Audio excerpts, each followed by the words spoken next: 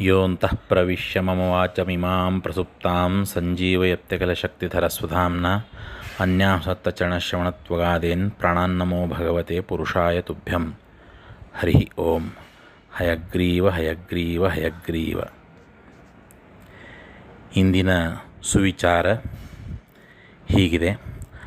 ಆರಾಧಿತೋ ಯೋ ಬ್ರಹ್ಮಾದ್ಯೈರ್ ಭಕ್ತಿಜ್ಞಾನದಯಾದಿಭಿಃ ಕಿಂ ತಸ್ಯ ಕಾಮುಕಜನೈಃ ಕೃತಯಾ ಪರಿಚರ್ಯಯಾ.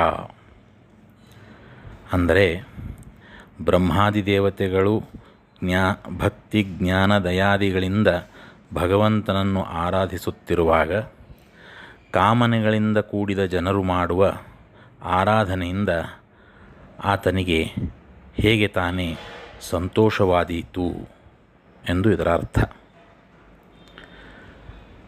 ಹಾಗಾಗಿ ಭಗವಂತನ ಆರಾಧನೆಯಲ್ಲಿ ಎರಡು ಬಗೆ ಎಂಬುದಾಗಿ ಇದರಿಂದ ತಿಳಿದು ಬರುತ್ತದೆ. ಒಂದು ಸಕಾಮನೆಯಿಂದ ಆರಾಧನೆ, ಒಂದು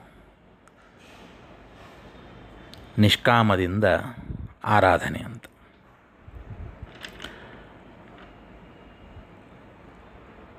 ದೇವತೆಗಳು ಆರಾಧಿಸಬೇಕಾಗಿದ್ದರೆ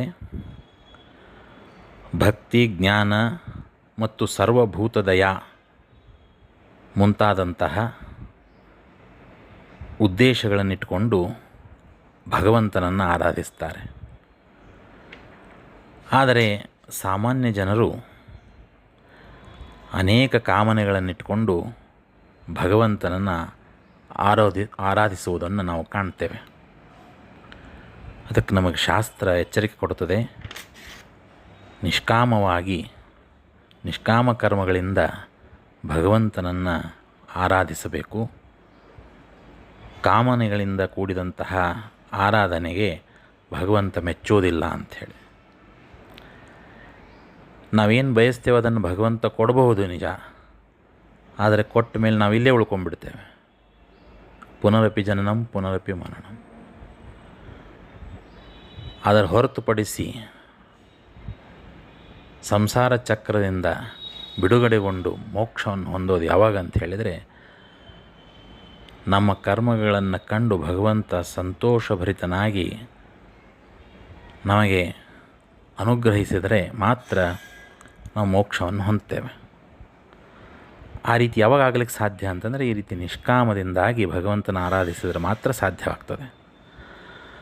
ಅದಕ್ಕಿಲ್ಲಿ ನಮಗೆ ಶಾಸ್ತ್ರ ಪ್ರಶ್ನಿಸ್ತದೆ. ದೇವತೆಗಳ ಆ ರೀತಿ ಎಲ್ಲ ಸರ್ವಭೂತ ದಯ ಮುಂತಾದಂತಹ ಗುಣಗಳಿಂದ ಆರಾಧಿಸ್ತಿರಬೇಕಾಗಿದ್ದರೆ ಕಾಮನೆಗಳಿಂದ ಕೂಡಿದ ಜನರ ಈ ಆರಾಧನೆಯಿಂದ ಹೇಗೆ ಸಂತೋಷಗೊಳ್ತಾನೆ ಭಗವಂತ ಅಂತ ಕೇಳ್ತದೆ. ಹಾಗಾಗಿ ನಾವು ಕೂಡ ನಿಷ್ಕಾಮದಿಂದ ಭಗವಂತನನ್ನು ಆರಾಧಿಸಿ ಆತನ ಮೆಚ್ಚುಗೆಗೆ ಪಾತ್ರರಾಗೋಣ, ಮೋಕ್ಷಕ್ಕೆ ಅರ್ಹರಾಗೋಣ. ಆತನ ಅನುಗ್ರಹದಿಂದ ಮೋಕ್ಷವನ್ನು ಪಡೆಯೋಣ ಅಂತ ಹೇಳ್ತಾ ಭಾರತೀಯ ರಮಣಕ್ಕೆ ಪ್ರಾಣಾಂತರ್ಗತ ಶ್ರೀಕೃಷ್ಣ ಅರ್ಪಣಮಸ್ತು. ನಮಸ್ಕಾರ.